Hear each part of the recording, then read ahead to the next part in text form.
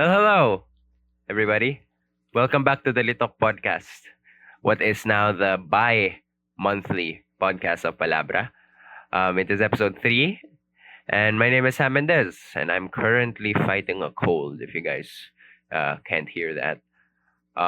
Today, in this episode, I am joined by no one. I'm all alone for the third episode of Litok. As of recording, it is currently Christmas Day, and my usual co-hosts of Mackie and Meg are off celebrating their respective festivities, which leaves me. I don't celebrate Christmas, and so I'm here, serving you all up a special solo audio-only episode, which explains the significantly worse audio quality because we don't have usually we use Mackie's high-end microphones, and right now I'm using my crappy wired earphones where like the left bud isn't working, so you know, apologies for that. And I'm doing a audio only episode because I don't want to film myself. I feel like that's very COVID era online classes, I don't want to as much as possible I want to erase those 2 years from uh, my memory altogether. I will be drinking water a lot in between of talking because again I have a cold and my throat is killing me at every opportunity. Yeah, where I was. Oh yeah. Uh, as I said, at time of recording, it is currently Christmas Day, but the plan is to upload this on December 31. So if all goes well, it is currently New Year's Eve. So Merry Christmas to all those who celebrated. I hope you had a wonderful, wonderful Christmas. We all survived those awkward 5 days between Christmas and the 31st. And now here we are with 2025, another revolution around the sun, just less than 24 hours away. And usually, around this time of year, publications like magazines and newspapers, YouTubers, and just various social media posts like to issue or post or publish their end of the year lists. What the best movies, the best songs, albums, TV shows, books, what have you of the year were. And I thought of no better way, since this is the Litok year end special, I thought of no better way than to do that myself, but with a little twist. Now, I got this idea from Rhett and Link's podcast, Ear Biscuits, where they've been doing this since 2018, and I have been doing this for the past 3 years, but I've never shared it to anyone until now. So, at the risk of being too sentimental, being too personal, and being way too much information that anyone is granted, today we're going to talk about the top 10 moments of my life this past 2024. So that's what we're doing, ladies and gentlemen, and everyone else in between. We're going to talk about, in this Litok episode, we're going to talk about the top 10 moments of Sam Mendez's life in 2024. But before that, Litok is, if anything, very relevant and hip with the times. And so, before we go on to the main gist of our episode, I'd like to talk about two things that went viral on the internet lately concerning the literary community. The first one happened about a month ago, and the second one is currently happening right now. Very fresh discourse, very relevant content we have here in the Litok podcast. And so, yeah, the first, I'm going to give some context with this first one. The first piece of internet discourse that I'm going to talk about is a post on Twitter by a woman named Ali Lukes, wherein she's showing off her new thesis that was just defended and accepted and published. The same thesis that gave her a PhD and made her Dr. Ali Lukes. And the title of the thesis is seen on the photo, and it says, Olfactory Ethics, the Politics of Smell in Modern and Contemporary Prose. It's a literary research, what I spent the whole last semester doing. And so, yeah, this obviously is very appropriate for us to talk about. And like, when I told you that, when I described this post, it seems nothing special, right? I mean, not to dismiss the accomplishments of Dr. Ali Lukes, but it seems like it's a pretty typical social media post, just celebrating your own accomplishments, just like giving yourself a pat on the back. It's healthy, it's normal. You see it all the time. There's nothing to be up in arms about them. there's nothing to be up in arms about it, right? A lot of people disagree, because for a good week, this post and this woman and this thesis became the face of alt right projection. All of these just horrible incels and neo Nazis on Twitter just completely barraging this woman and making her and the thesis the face of what is wrong with the world today, or so they claim. And it just like keep in mind, this whole thing happened like a few weeks after Donald Trump was reelected as president of the United States. And so yeah, this whole thing basically gave the alt right like a platform to air out how much they hated the humanities, how much they see something like this, something like olfactory ethics, the politics of smell. Like I kept seeing around people tweeting, "Okay, now the woke mob is telling me that smell is political," and it was just very odd. It's very bizarre because again, not only is the post itself just like mundane, it's a post that millions of people post every day, just celebrating their little wins in life. But and not only that, but like maybe this is just coming from a literature student, but the topic, the subject of the thesis seems incredibly interesting to me. Like and like there is it comes to it makes me come to a conclusion because uh do these people just not want literature to be studied at all? Because what this study basically is talking about how one of our major senses is being used in literature. And that is a pretty fundamental, pretty basic tenet of literary analysis. And I think this whole hatred against the humanities and the social sciences and art altogether, it signals to me like these people just don't want art to be talked about, and I think that's very concerning. And I said that maybe this maybe my interest to it stems from being a literature student. All the people defending it on Twitter are just literary nerds as myself, but this happened a month ago, and since then, since this whole like action, like this whole event, which was like really upsetting, honestly. Like this woman would get like the most horrendous barrage of mean-spirited and immoral attacks on her, from like death threats and rape threats, and it was just really awful again. And it's very odd for such a thing like this to happen, for a post like that. But like yeah, uh throughout that whole thing, Dr. Ali Lux herself has been replying and responding to this whole thing in such a dignified and civilized and very funny manner. There's a lot of very entertaining clapbacks, and also just like the integrity with which she just defends herself. And this plays into like the very enthralling and very satisfying arc that this whole saga is currently going through, in that because of all the spotlight and all the attention that this study is getting, olfactory ethics, the politics of smell in modern and contemporary prose, has become one of the most downloaded and one of the most searched and sought after academic texts ever, which is crazy. And it has launched Dr. Ali Luke's career. She's teaching at Cambridge, and now she's like this big. Now she's this big like Twitter personality, and she's this big Twitter personality because upon the attention that this got, many people started applying it to their real life. They started seeing like they started being hyper aware, noticing how smells would interact with the world, and then like they would post about them, and then Dr. Ali Lux would retweet about them. And it's like there is every academic really, but especially every literature academic dreams of something like this to happen, not only for their career to skyrocket, for their academic text to be academically sought after, the most downloaded even, and for everyday people to continually apply it to their everyday lives. That's brilliant. Like I feel so happy for her. and I am very much enjoying the fact that she is now this internet personality, and it's like it's a force for good, for educational good.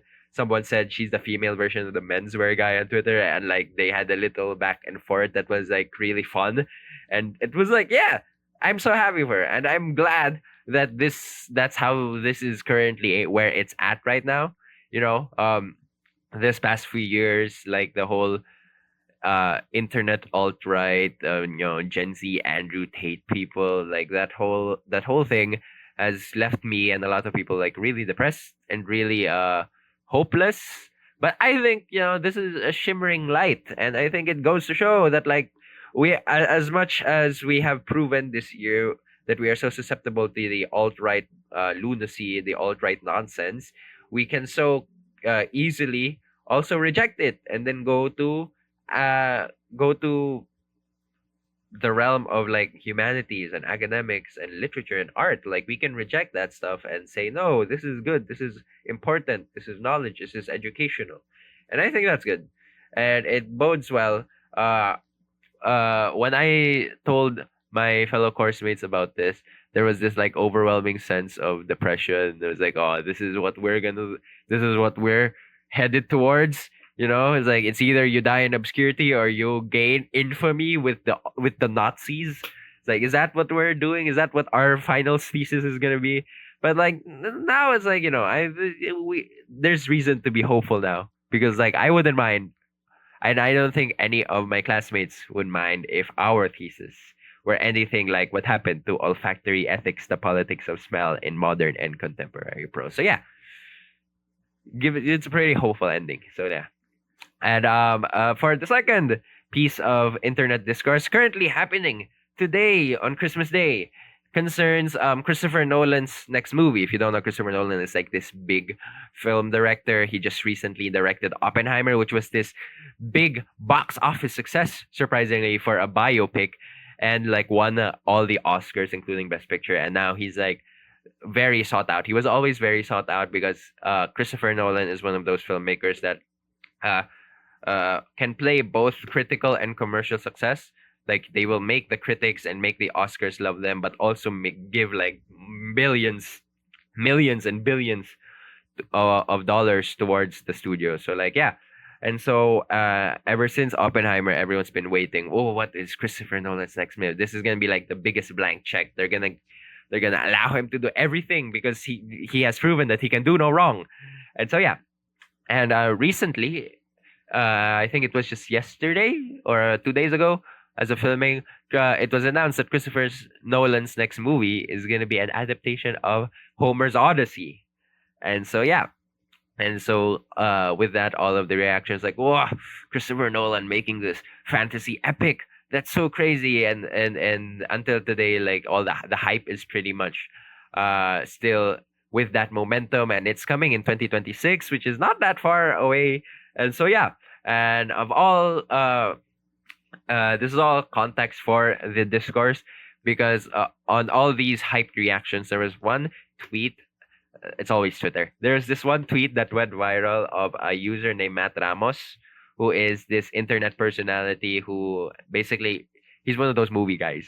That's the internet movie guys. The internet movie guys goes, "Wow, Marvel, Christopher Nolan," stuff like that. Like with the thumbnails, he's one of those guys, and he retweeted the announcement that Christopher Nolan is adapting the Odyssey with a screenshot of a Google search result of the Odyssey, and accompanied with a caption of him saying, "Holy shit!"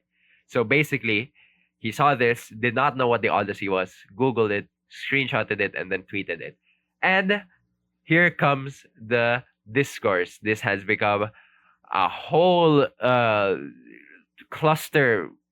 I'm gonna swear. This has become a whole clusterfuck of like the education system and whether it's elitist to know the Odyssey or whether like it's elitist to assume that everyone was taught the Odyssey or if this is like indicative of an educational crisis. And like he himself has said like he admits he's being cooked in his replies, and then like a lot of people started like supporting him, saying that we haven't heard of the Odyssey either, and like he replied to one of them saying like COVID graduates, and that's like, and that's where we're at right now. A lot of people like uh talking about this, and like admittedly there's a lot of bullying towards Matt Ramos about for not knowing the Odyssey, like calling him dumb and like saying that they're better than him. But there's also like on his side people defending like just not knowing the Odyssey, uh and like whether and like how Americans that's the whole thing. This is the thing that makes me so that makes this whole thing so frustrating. People are be like, "Oh, Americans think that their education system is the same as everyone else." It's the Odyssey. It's ancient Greek. Like I don't understand that. But like yeah, so that's where it's at right now. Whether or not it's elitist to assume that everyone has been taught the Odyssey, and I guess I don't really want to. This is all very exhausting for me. It's so cliched of a Twitter drama, like it's very exhausting. But what I do have to say is that I fall within more in the line of this is indicative of an educational crisis. This is indicative of a knowledge crisis. This is indicative of people's unwillingness to learn in the modern day, and this is indicative of like just the lack of curiosity that people have because like uh as for me, like I was taught the Odyssey, but also like when I was taught the Odyssey, it like a lot of references just became uh that made sense now. All because Odyssey is referenced everywhere, and it's like when I was taught it in English class, I was like, oh, that's what that episode of The Simpsons meant, and like that's I, th- that phenomenon is like one of the most rewarding things about reading classic things, like being uh watching and reading classic things. Like my girlfriend just watched The Godfather, and she went like she kept gushing about how like this was just basically that one Modern Family episode, and like yeah, that's very rewarding, and like it makes me want to seek out more of classic stuff, classic works of art, just to understand the significance, not only the significance, but like it's uh been talked about, been referenced here and there. And I guess there's this one tweet that summed it up for me. Is like there's the lack of curiosity for people who are like have made talking about art, discussing about art like Matt Ramos to just so flagrantly dismiss that very thing, like the whole lineage, the whole generations of art that preceded it.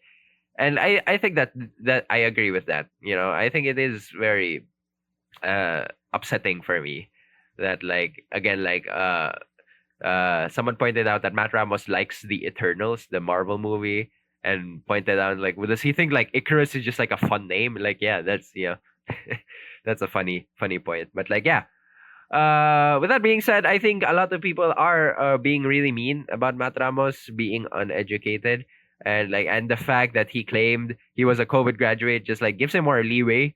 Just give him the benefit of the doubt at least, especially he's American. They have one of the biggest they have one of the most they have one of the biggest educational crises in the civilized world. So like he is very much not a victim of his own stupidity, which a lot of people are bullying him as. He's a part of the system. We're all part of the system, and I think um it's a wrong move to bully someone for being uneducated, which is elitist to a fact. But don't go defending not knowing the Odyssey either. That's come on, it's the Odyssey. Like you now, like you have, because like I feel like this has become like uh this is destined for like the Odyssey being like this elitist thing now, which it isn't. It isn't. It's the foundation of like 80% of all the stories, and it's like I don't want this to become a culture war with like there's already a lot of annoying talking points these past years about how like people being proud that they don't know something, and so I fear that this is what that's gonna lead into. And so yeah, but like yeah, I guess that's all I have to say about that. Ah, God, let me get a water break. So yeah, those are the two recent Twitter dramas going on right now. Internet discourses concerning literature that I think we should talk about as a literature podcast. But moving on to the main core of this episode is the year in review of 2024. Now, before we get to the top 10, I'm just gonna yap about the year so far. 2024. First and foremost, on the new year, I discovered that 2024 has a year of unusually above average numbers of elections. Like, and looking back, yeah, that's true. Like the French had elections, uh, UK, the European Union, of course, America, even something like Russia and India, which is like not really an election, but like, yeah, there were a lot of election years. There were a lot of elections this year, and that really played into, I think, the whole vibe of the year. So did the amount of art that came out this year.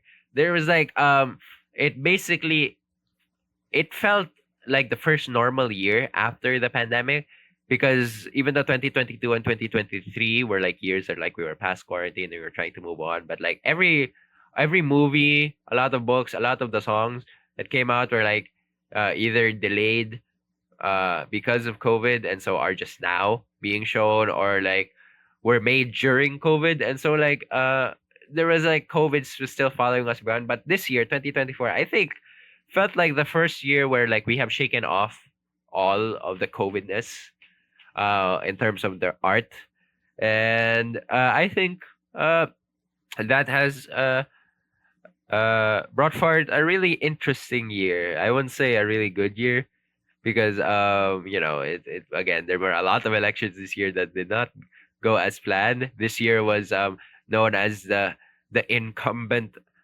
kicking out the incumbent year, because after COVID, all the countries just wanted to kick out their incumbents. And so yeah, uh, but yeah, I think it's safe to say that this has been the first normal year since the pandemic. And personally, this has been a very fulfilling year. A lot has happened, and I will go more in depth with how this is a personally fulfilling year within the top 10 list, which we're finally getting towards. Okay, so, all right. Uh, Starting off, my number 10 um, moment of 2024 was my trip to Tarlac this summer. Um, every year we say we're not going to Tarlac, but every year we end up going to Tarlac. For those who don't know, I grew up, and now I didn't grow up. I was born in Tarlac, and my mother is from Tarlac. And both my sisters grew up in Tarlac, but I didn't. I left Tarlac to move to Qatar at the age of 5. But still, Tarlac is still like, every time I go back to Tarlac, I feel like I have a very loose sense of home at the moment.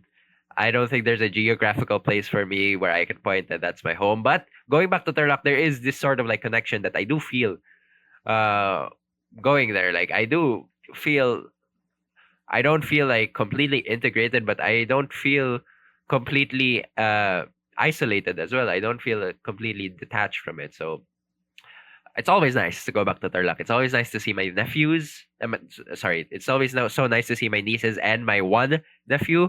That's always fun. I love them more than anything in this world. So of course, I love seeing them again, and I will see them more throughout this year, which is a little spoiler from the next few items to come.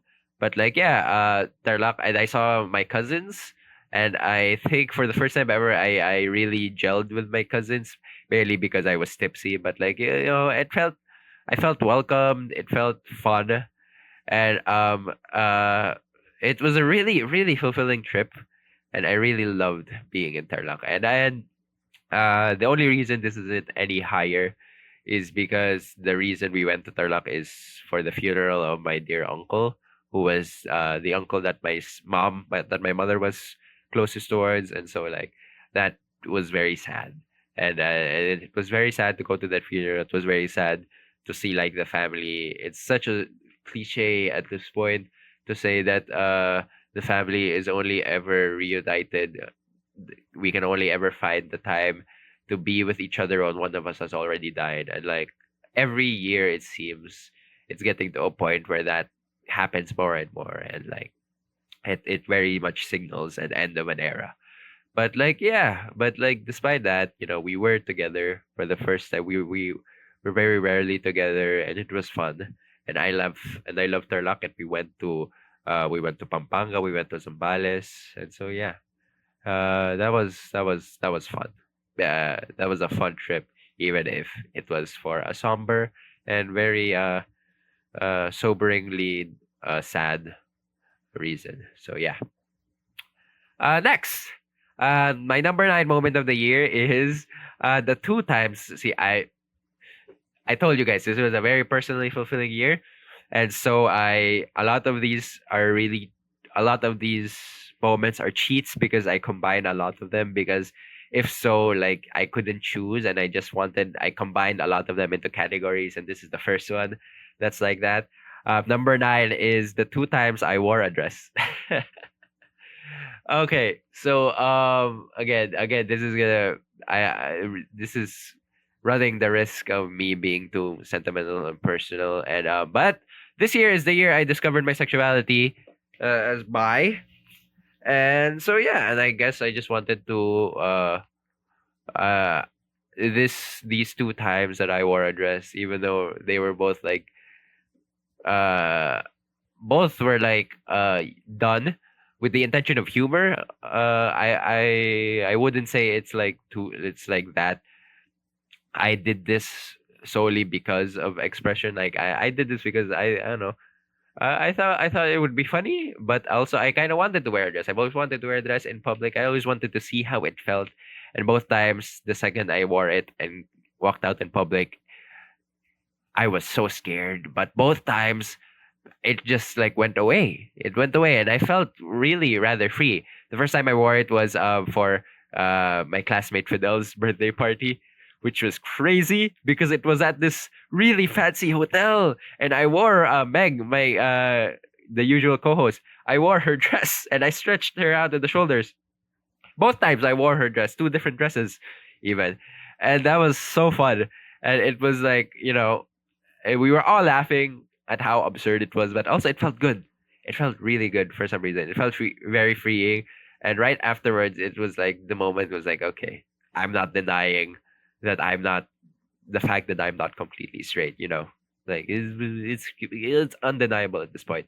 And the second time was during Valentine's Day for the SAS Love Fest, where I performed two poems, two spoken word pieces in front of everyone at the Bunzel canteen wearing this dress in campus where it's not allowed to cross dress. And so again, that gave me a thrill. And beforehand I wore it during my result class, which was again very scary. And it was like, yeah.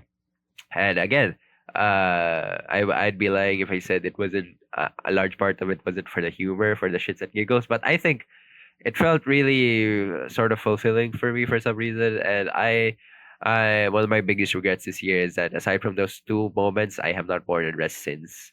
And there have been multiple times where I was planning to wear a dress or at least a skirt, and it just never really lined up again. And so, yeah, New Year's resolution for 2025, I will wear a dress once more. So yeah, so that's my number nine. Before I move on to the number eight, I'm gonna sprinkle these in between numbers as well. I'm gonna talk about my top 10 of the other things of the year, and from like movies and albums and shows and stuff like that, and first reads and what have you.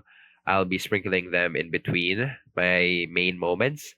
And for this one, I'm gonna talk about a few of my favorite albums of the year. My favorite album that I listened to was "The Rise and Fall of a Midwest Princess" by Chappell Roan, which came out last year, September 2023. So that doesn't count. I also really liked the Guts remix album, which again came out last year, but the remix came out this year by Olivia Rodrigo.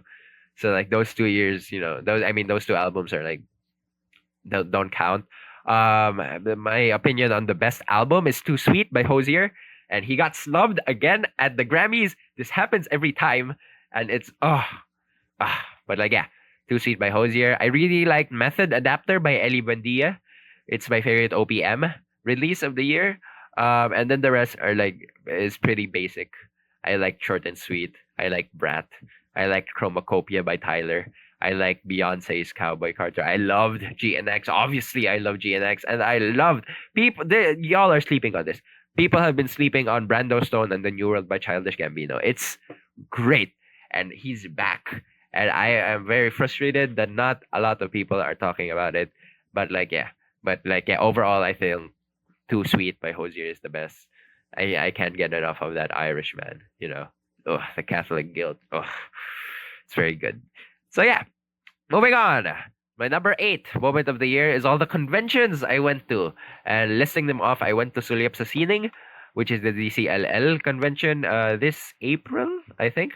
I went to Patron of the Arts. I went to Litfest. I went to Toys and Figurines convention, and I went to Unwrapped Cebu. And right before the pandemic, one of the last things I did was go to Otaku Fest at February 2020. And so yeah, ever since then, since COVID kind of put everything to a stop, and the second COVID started, we all just wanted it to stop. And so I really, really wanted to go back to conventions the moment I could.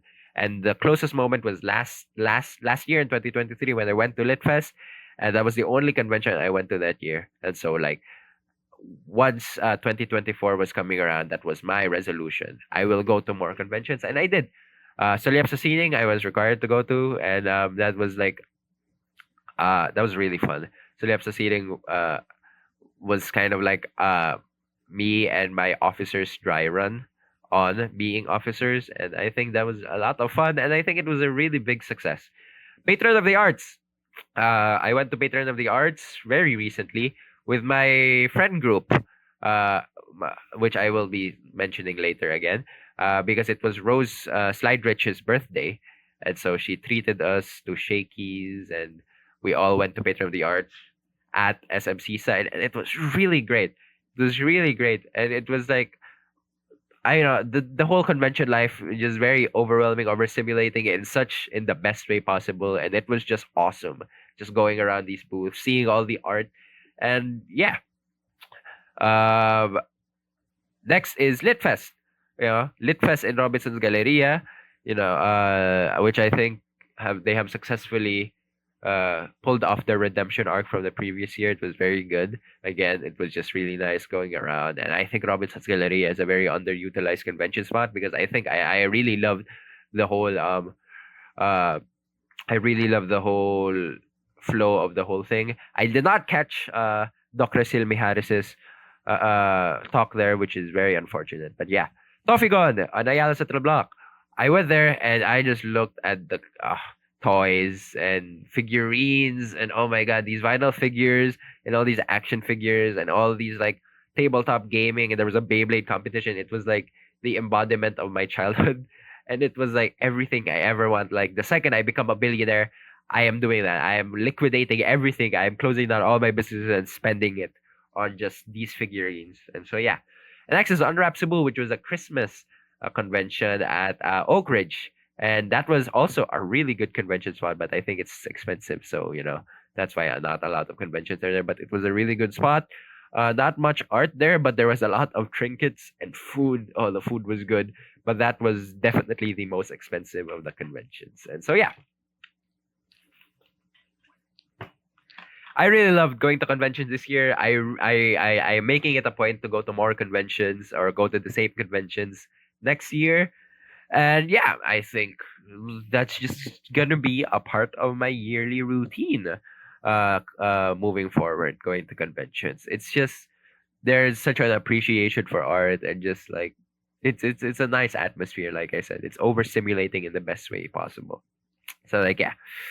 Next is the number 7th, making the Palabra open house skit. Um, for those who don't know, the open house is where we advertise to social senior high school students to enroll in our programs and departments. And so DCLL and Solaris had their own open house like they do every year during SAS week.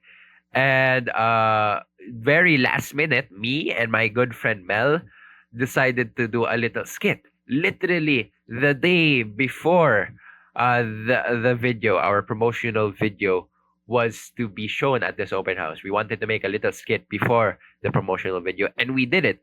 And it turned out so well. Like we cranked this out overnight. They came to my like we filmed it. We filmed a bunch of stuff at campus, and then we filmed some stuff, a really cool sequence at like my room, and then later that night they went back to my room again to film a few more stuff, and it was like really, it really, ah, I wanted to be like my first choice for a college was film, and so was Mel's, and so like we really basically lived out our fantasy of being filmmakers with this skit, and it was really really cool, and it really turned out well, and it was funny, and it was like oh, the only regret is that I had a really bad voiceover because I was really sick, as I am right now, and so my voice was not giving, but like yeah, and every day. Every time that skit shows up, I am so proud of it, and it always brings out a reaction with people, and it's so good. It's so satisfying. So like yeah, and I love it. And again, one of my regrets this year is that me and Mel have not done anything like this again. We said right after that we should do more stuff like this because we're both film program leftovers, and so like yeah, I hope next year that me and Mel will do more stuff like that. Next, well, I'm gonna talk about. People never usually talk about this. The best YouTube videos of the year because overwhelmingly I watch the most. Overwhelmingly of all the pieces of media I've watched the most in YouTube videos, which is very embarrassing. But like yeah, I always make a playlist of the best of the year that I always add to over the course of the year, and this year is not any different. And I will be posting it in my social medias, this playlist. But just a few standout hits are Gordon Ramsay's episode on last meals, Willem Dafoe's episode on the Criterion Closet, Conan O'Brien's Hot Ones, a bunch of video essays from In Praise of Shadows, mainly the most dangerous movies, Lemino's yearly annual video documentary, The Unbreakable Cryptos Code, Summoning Salt's video essay on the history of world Tetris records, which is like way too engaging for its own right. The sitcom, the whole ass sitcom that American High Shorts made called Minimum Wage. Lindsay Ellis's return to YouTube with Yoko and the Beatles, which is probably my favorite video. It's definitely the best video essay of the year, but I think yeah, this is my favorite YouTube video of the year. Yoko and the Beatles. It just goes on such the way she weaves it together and the way she integrates all these topics. It just chef's kiss, Next is I watched every Barbie movie ever made by Ted Nivison. And also Big Joel's I watched every original Disney Channel movie. I have not seen that second one yet, but those I have not finished that second one yet though. But like from what I saw and from that Ted Nivison's video, I always like the genre of YouTube video of YouTuber doing something that drives them to insanity. And there's a lot of Minecraft stuff here which you can watch if you want. And also, I'd like to end it with two creators whose every video that they put out this year made it to the playlist, and that is Defunctland and Solar Sands. They are just the best around. Defunctland makes videos about amusement parks and themed entertainment, and it's always so interesting. It's such a fascinating industry that we never talk about. And Solar Sands talks about a lot of art, art history, art commentary, and it is just perfect. Like these two have a stamp of quality that is just unrivaled, I think, with any YouTube channel going on right now. And again, every video they posted out this year made it on the playlists. And so, much recommendations to them. Next, let me drink my water for a bit. Number 6, my trip to Panglao, right before the start of the school year.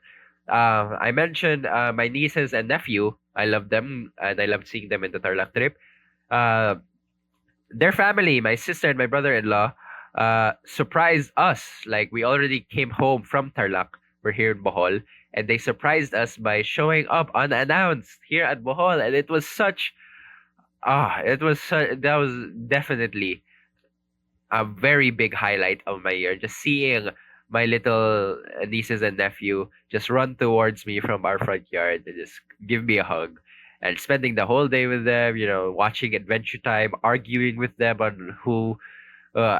on who should have the TV remote, going to see the Tarshir, and of course, going to Panglao and swimming in the swimming pool and the beaches. It was very nice. My niece Sarlene and my nephew Stephen are such adorable little toddlers that it is impossible to get mad at them. It is impossible to talk to them and just not have a smile on your face. And my niece Sam is 30 years old now. That's crazy, and she has grown up to be someone I'm so proud of. She is so smart, and she has made fun of me for not knowing how to swim, like at every point in the trip. And she's very funny. She's very smart, and she's very ah. Everyone underestimates her so much, and I think she is just a wonderful, wonderful human being. And I am so excited to see all three of them grow up into the people that they'll become. So yeah, that was my trip to Panglao. I don't like beaches, but I like it when it's with my family. So yeah, next is number 5. All the movies I watched. Sorry, I mean all the movies I watched in cinemas this year. Giving off some stats real quick. I have seen 215 movies this year, and I went to the cinemas. Hold on, let me pull up my list. If I'm if I am hold on, sorry. If I'm not mistaken, I've seen 41 movies this year alone. 41 different movies in cinemas. And again, much like conventions, when COVID happened, I wanted it to end immediately, and I just wanted to watch a movie in the cinema at the quickest time I can possibly get. And so starting last year, no, 2 years ago, like I kept track of what I saw in cinemas, and it became like this big thing. But this year was just on another level because I don't know what it is with Cebu, but there were a lot of free film festivals. There was a free Japanese film festival that I watched almost everything of. There was a free French film festival, which I only watched one of, unfortunately. Um, I watched the Oscar nominated Best Picture uh, nominations. When those were re-released, I watched all the FDCP movies, the Wong Kar Wai movies. Not all of them, but I watched a good chunk of them. That Oscar ones, I watched every single movie and short that was nominated for an Oscar this year, which was very fulfilling. And what else? What else? What else? I saw Dune 2. I saw a bunch of plays, National Theater Live plays that were given to us free by KJ Rewata. Shout out to KJ. I watched Inside Out with my family. I watched Deadpool and Wolverine here in Bohol. I watched Challengers and Dune Part 2, which was great. I watched a bunch with my now roommate Francis. I watched Citizen Kane uh, at UP Cebu, which was great. I watched a free screening of Portrait of a Lady on Fire, which has been on my watch list since forever. I watched The Substance with a bunch of my friends. I went to the MMFF 50s promo movies where all these films at one MMFF Best Picture were shown for only 50 pesos. I watched 3 of them with my friend Francis and 2 of them with my mother. And even and that those in particular, especially the one with my mother, watching Insyang and Kung Minsan Isang Gamo-Gamo. That was really special, especially because both of them have very this was uh a really formative year for my relationship with my mother. And both these movies, Insyang and Minsan, Kung Minsan Isang Gamo-Gamo, both feature very strong maternal relationships. And so that was really and what Kung Minsan Isang Gamo-Gamo is set in Capas Tarlac, which was yes, Tarlac, you know. And so like yeah, it was really great watching it with my mom. I very rarely watch movies with my mom because they're very expensive, but they were just 50 pesos this year. So yeah, I watched The Wild Robot with my friends, and I watched another free Korean film festival in SM Seaside with Francis, and I watched Wicked with my girlfriend, which was very very good.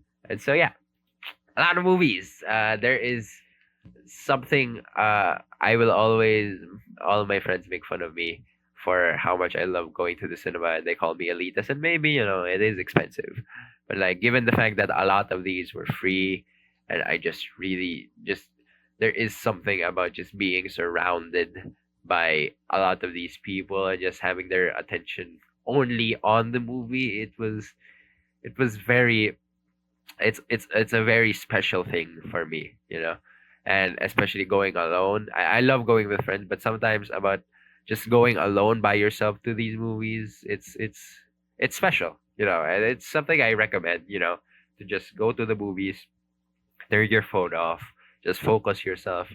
This is the only time where you can have like when you are forced to have a good attention span, and it's like it's very it's very special to me, as you can see. And I already know all the fucking Palabra members just rolled their eyes and called me a film bro for this. But yeah, I love movies. And with that being said, movies. I'd be remiss if I weren't to tell you what my favorite movies of the year were. I think this was a very good year for movies, despite what others were saying.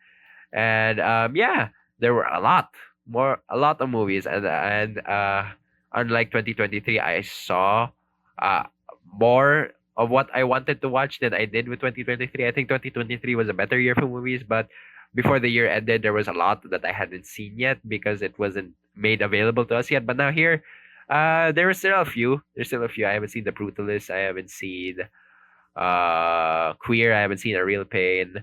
I haven't seen Flow. Stuff like that. I haven't seen yet. But I think this is a pretty good selection I have right now. And so I'm gonna name off in order my top 25 from worst to best, not worst since it's my top, but my top 25 movies of 2024 as of December 25th, 2024. So yeah, number 25 is It's What's Inside. Next is Saturday Night. Next is Rebel Ridge. Next is Kingdom of the Planet of the Apes. Next is Superman, the Christopher Reeve story. Then I Saw the TV Glow. Then The Seed of the Sacred Fig. Then Juror Number 2. Then Anora. Then The Substance. Then Hitman. Then A Different Man. Then Evil Does Not Exist. Then Conclave. Then How to Make Millions Before Grandma Dies. Next is La Chimera. Next is Didi. Next is M. Night Shyamalan's Trap. Next is The Wild Robot. Next is Furiosa, a Mad Max saga. Number 5 is Hayao Miyazaki and the Heron, which made me cry so much. Next is Sing Sing, which gave me such a life-affirming feeling. Next is... Hold on. Next is Challengers, which, it's Challengers. It's such a fun ride. Next is Look Back, which, again, made me cry so much and has such a grossly profound and heartwarming and heartbreaking message about friends and connections and art. And next is, and obviously my top one favorite movie is Dune Part 2, which is just this epic of epic proportions that there's very it seems like every 20 years there's this film saga that just is such epic like proportions. I can't even say the words, but yeah, there is something so intoxicating about it. And so yeah, if I go any further, the whole podcast is gonna be about me talking about movies. So I'm gonna move on now. Next, my number 4 moment of the year is Gabi sa Kabilin, which, if those of you don't know, is this annual event that happens in Cebu where a list of museums are free for entrance for the entire night. And so yeah, I went there mainly because it was a requirement for my skills in argumentation in debate class. If you're gonna ask what the relation was, don't ask. That class made me do all sorts of crazy shit. Wait. But yeah, but I think I would have gone regardless. And so I went to this trip, and it was the first time me and my now roommate Francis, like we had a time together, and like as obviously now that he's one of my closest friends, he's this is a relationship I value now. But like yeah, that was the first time we really uh interacted a lot, and we did the walking trip, which was very unwise of us because now we were limited to only the walking trip for the rest of the night. We paid for the premium bus rides, but we didn't take any bus at all. And so that was crazy. That was dumb. And so like yeah, we went to I think eight uh museums. I could be mistaken. And we walked all the way there, and we walked from Gorordo Avenue all the way to Plaza Independencia, and we ate dinner there finally at the end of the night, and it was really fun. It was great, and I wrote about it on Halongdon, and I think it was like one of my best written pieces ever. And it even though again I'm still salty that I didn't get to go to every museum like I wanted to. It's the classic anime thing of it's the friends you knew along the way. So yeah, that was number 4. Number 3 was being Palabra president, and specifically the Poetry Hour, the GBS orientation, Cebu Art Book Fair, and our Christmas party. Now, yeah, I'm not gonna spend too much time with this because I think uh, a lot of the successes of Palabra this year, which I think was a very successful year, is owed as much to my officers and my members who helped out than it is to me. So like yeah, shout out to Kirsty, the best VP one could ever ask for. Meg, the secretary who probably does the most work out of everyone. April, which is April who continually does great accounting with Mika. Dian, who headed the PR committee, which has done so much great shit this year with all the PubMats, and it shows the fruits of your labor, how our social media has skyrocketed. And like there, we gave a presence as Palabra president. As when I first started, I always said I wanted to make Palabra loud. I wanted to be present. I wanted us to have a presence. I wanted us to be loud. I wanted everyone to look at us, and I wouldn't have been able to do that without Dian and the rest of the PR committee. And so yeah, and Charlene, of course, with her social media, and it was great. And I give them a shout out. It's been a very tiring year, but I couldn't have done it without you guys, especially with Poetry Hour and the GPS orientation and the Cebu Art Book Fair, and of course the final Christmas party that we did. That was so much fun. And here's to another semester with us, and I hope the next coming semester is anything like this. No, okay, no. I hope something's changed with OSFA, but like yeah, I hope that same dynamic carries on the next year, and it's been great. I couldn't ask for any better officers, and so yeah.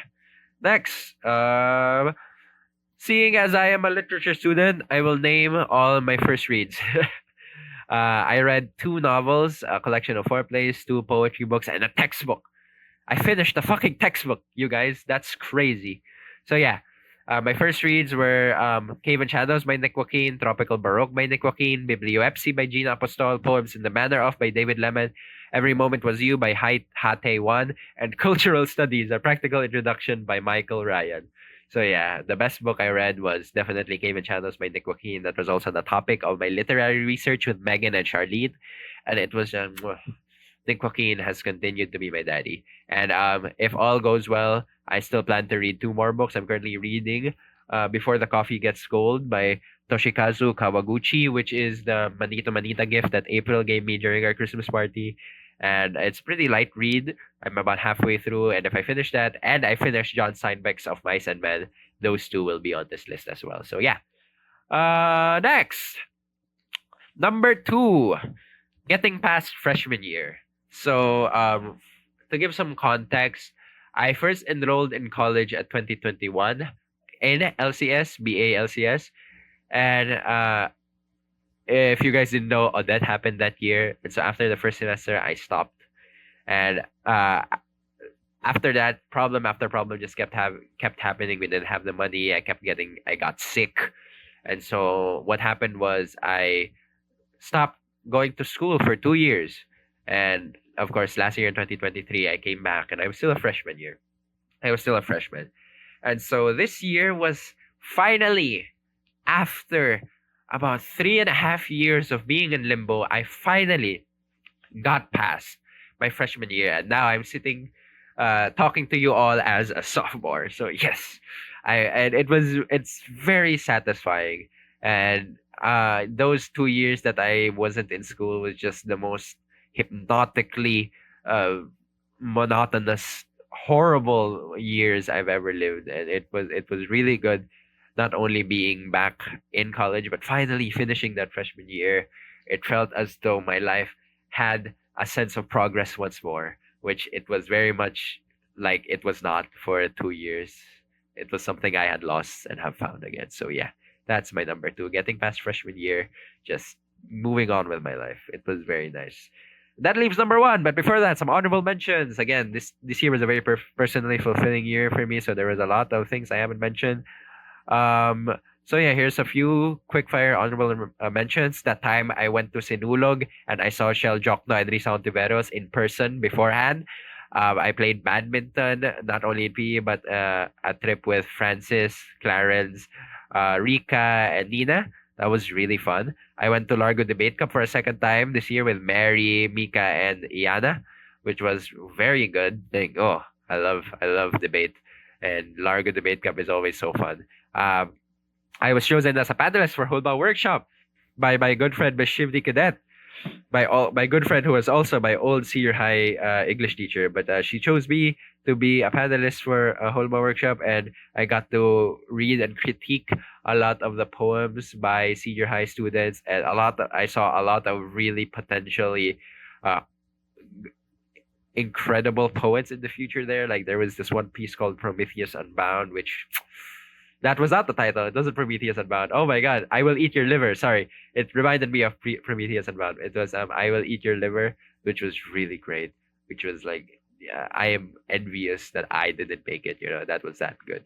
Um, this year I also finished up my Bonita Girls tutoring lesson, which is very morally and spiritually fulfilling. Just teaching these girls who are definitely in need. Next is the Sasafi tournaments that I was in, the oratorical and essay writing with which I won the first runner up. And shout out to my coach, Sir Jao Dasig. Couldn't do it without you. Next is the election interviews I did for the SSC election, which was, excuse me, which was basically the pinnacle of my stint as a student journalist, and that was really cool. I really loved doing that. It gave me a thrill that I was looking for, and which is why I want to be a journalist after this. And I think the write-ups were really good, and it was just a really incredible experience from the interviewing to the encoding to the write-up. It was really, really good. Next is watching Nevermore, the imaginary life and death of Edgar Allan Poe, which was a musical that Palabra was given discounts to, but Clarissa Sevilla gave me an even bigger discount. So shout out to her. And I always wanted to watch a musical live here in Cebu because Cebu has such a lively theater musical, lively musical theater atmosphere, culture. That like I always really wanted to tap into it. So I finally got the chance to do that, and it was really good. Next is discovering shawarma gourmet. I grew up in Qatar, and so as anyone who's a Filipino growing up in the Middle East, you know that we hate the famous shawarma chains here in the Philippines, Turks and Shawarma Shack and Laylam. Those are sin. Those are sacrilege to shawarma, I'm not able to go back to Tarlac anymore. I'm not able to go back to Qatar anymore, and so this whole time I've just been looking for the perfect piece of shawarma that can rival this. And so I think I finally found it with shawarma gourmet, and it's so expensive, but I eat it all the time when I'm sad, and it's so good. And I introduce it to everyone, and everyone who is introduced to it is loves it so much, except that one time, which we don't talk about because we got scammed. But like, yeah, oh, it's so good. Shawarma gourmet is so good, you guys. But without further ado, number one. My number one best moment of the year is the friends I knew along the way. Yes, we're doing that. But like in all seriousness, especially like my Palabra friends and the friends I've made beforehand, but specifically the friends that the friend group I made that we call each other Sam Storm because they go to my dorm all the time, but now they can't because the landlady got mad at us. But like yeah, that friend group and the shenanigans we went through, including the aforementioned patron of the arts, was really really special. We went to Rib Shack and Flying Tiger, and we went to Atua Midtown, and we just like this group of people that I've gathered as my friends just like really fulfills me, and they're really special to me. And so I will shout them out one by one because they will be very embarrassed by this. First is Lee, the only non-DCLL member of our friend group. He's very smart and he's so funny. And he's just like such a blast to be with. And he's one of the most empathetic members of a group. As a psych major, psych majors are usually red flags. He is not. I think he is in psych because he is such an empath. And so, yeah, I love Lee. And he's so hot, you guys. Face card never declines on Lee. Next is Vaughn. Vaughn, again, one of the more empathetic guys. The resident confidant of the Sam's Dorm friend group. And we just he's always there for us, and we don't know what we do without Vaughn. He's the mediator of everyone. He keeps everyone steady. He keeps everyone like on the level, and like he's the rope tying us all together. Basically, that's Vaughn. We love Vaughn. You guys know Vaughn. We all love Vaughn. Next is Rose Slidrich. Rose is just unexpectedly fun, which like I don't want that to be an insult that I didn't think she was fun, but like the amount of fun and chaos that she brings, you just never expect it from her.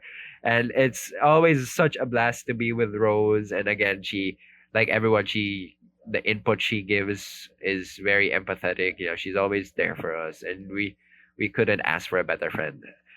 And next is Zach. My boyfriend. I love Zach. God, he is just so quick, and like he is.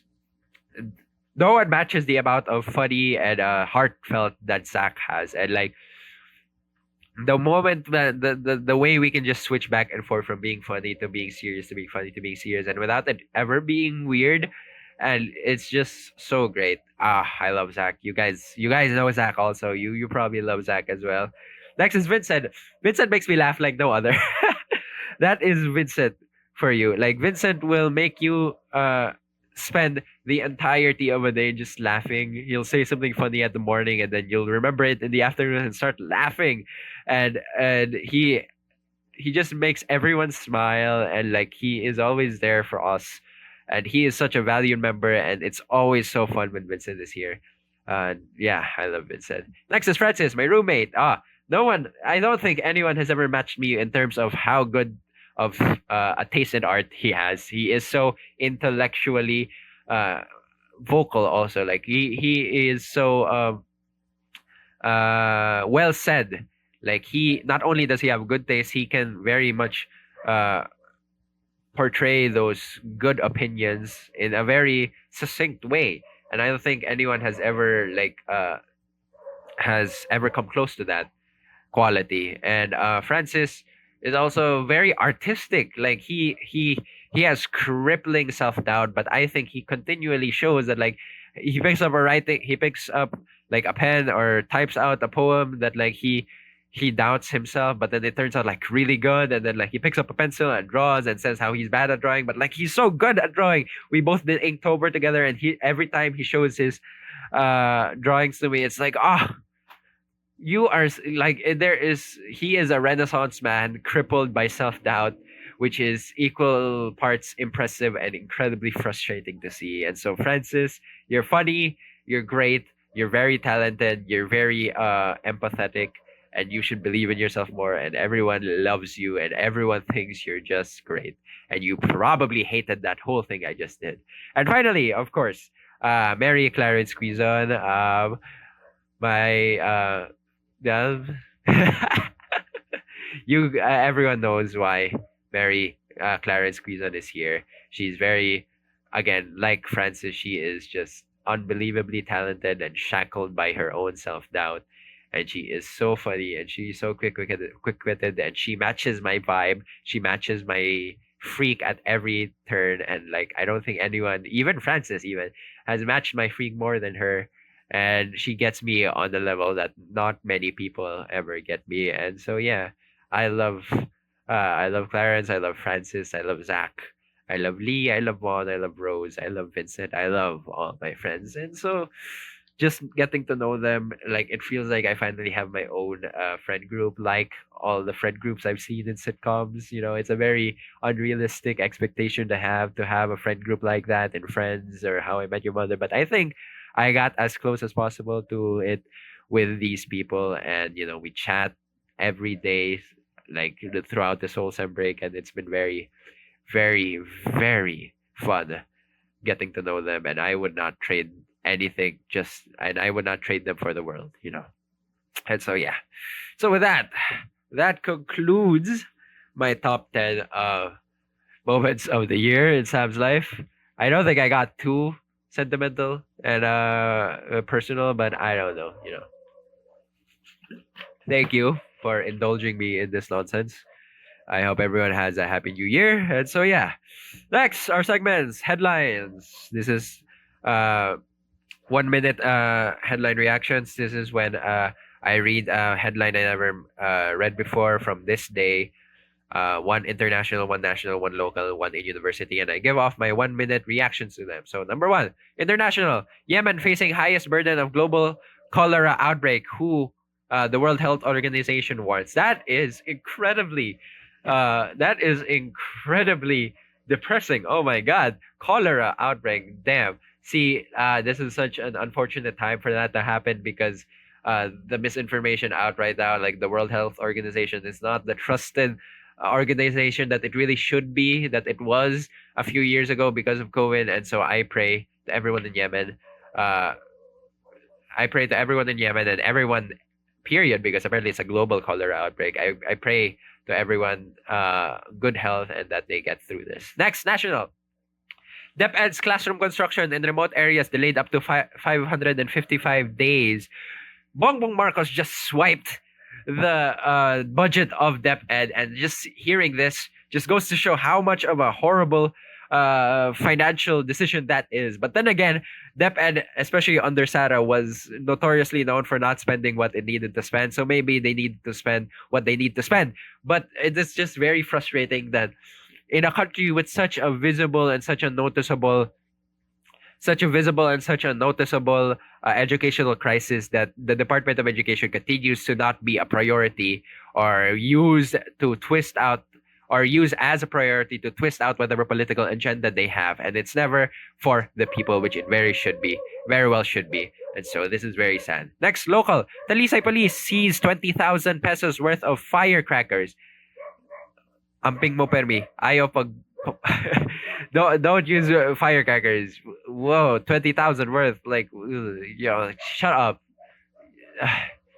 Guys, I'm not a fireworks guy. I don't. Bleh. University update. Student organizations may now vote for the new officers of the conglomeration of student organization CSO for academic year 2024 to 2025 beginning today, December 23 until tomorrow, December 24. So this has passed, but I think they might extend it. Palabra has voted. I have voted for this, and I think it's very special. It's very important for student organizations to band together like this, and it's an opportunity that we should not waste. The exercise the right to vote, the right to organize, the right to govern in such a way. And so yeah, that's 1 minute headlines. Next, my recommendation for this episode is to do this. It's a very it's normal again to make your top 10 lists of movies and songs and TV shows. But I think this specific thing doing your top 10 moments of the year. It's a very nice.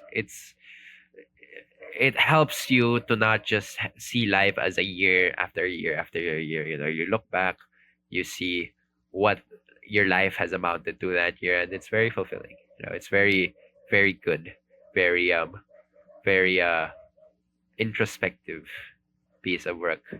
You know, it's a good thing to do for according to me. Yeah, I don't know, guys. I've been talking straight for hours, and it's Christmas Day. You know, it's I don't. But like, yeah, thank you everyone for indulging me. Merry Christmas, Happy New Year, and as always, the episode will end with a spoken word performance. This is gonna be On Lang Syne, performed by our very own Arturus Gonzalez. And so, with that being said, thank you everyone for listening to this Litok podcast. I'll see you all in 2025. Hopefully with a monthly podcast this time. And so yeah, this is Sam signing off. Thank you for indulging me. Happy New Year, everyone. Should old acquaintance be forgot and never brought to mind? Should old acquaintance be forgot in the days of auld lang syne?